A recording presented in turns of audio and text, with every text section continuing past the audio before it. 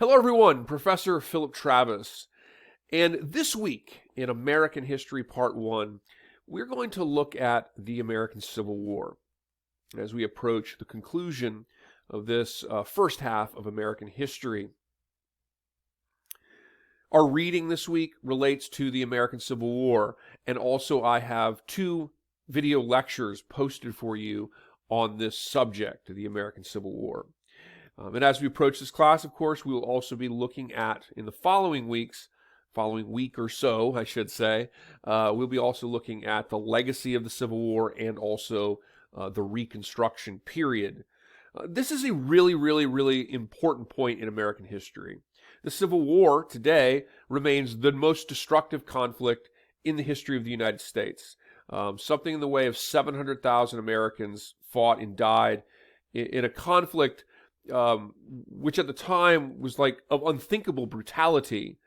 In a way, it's similar, if any of you know about the First World War in Europe. The lead up to the American Civil War was similar to the way Europeans looked at the emergence of the First World War. So when these events started, like in Europe, neither side thought it would be a long conflict, and both sides came to the table.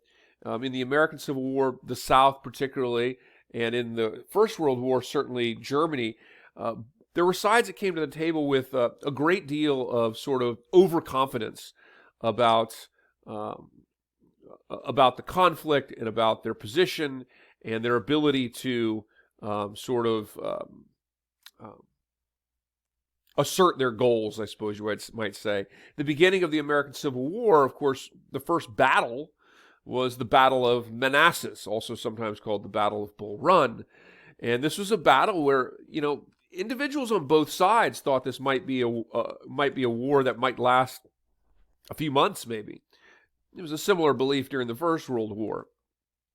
People came out, they watched the Battle of Bull Run or the Battle of Manassas, which was a Southern victory, a Confederate victory. No one really understood that battle was actually a forerunner to the most destructive conflict in American history. A conflict that its scale of death and destruction was just really not comprehensible. The United States witnessing battles where you would have a battle that might result in 10,000 casualties. The scale and the degree to which the death and destruction from this war affected the United States had far-reaching sort of consequences for the history of the country. And the scale of death too in the American Civil War was relatively equivalent to that of the First World War, if you consider population density and these types of things. So it's an incredibly destructive conflict.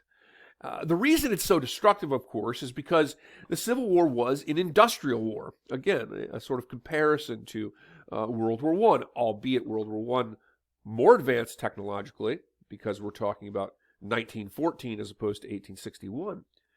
But nonetheless, the American Civil War was an industrial conflict. It witnessed soldiers, like your everyday sort of infantry soldiers, were now using rifles as opposed to smooth bore sort of muskets, which you might have found more commonly in like the Revolutionary War or the War of 1812.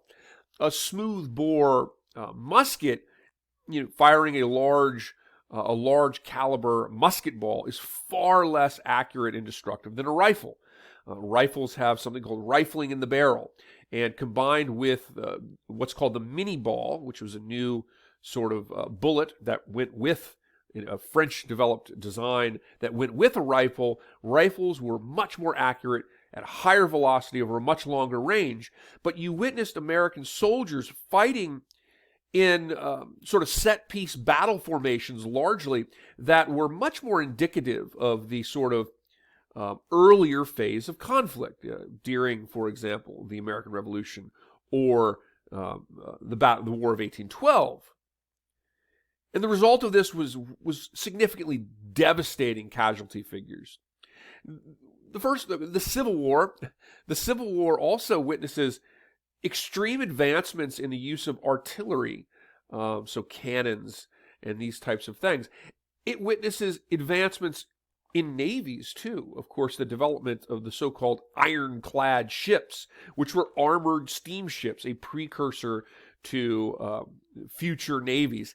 And of course, and here is the factoid for this week, the Civil War, too, Civil War also gave rise to the submarine. Now, it wasn't the first time that there had been the idea of using a submarine. In fact, during the American Revolution, there was a very antiquated submarine prototype called the Turtle. But it was during the Civil War that there was the development of really the first submarine that was really capable and did attack and sink a vessel. And this was the Confederate CSS Hunley. Now, the CSS Hunley did successfully attack a ship. However, success, you might question that because of the lack of technology in terms of using a torpedo in the way you might imagine during World War I or World War II, or certainly in the present.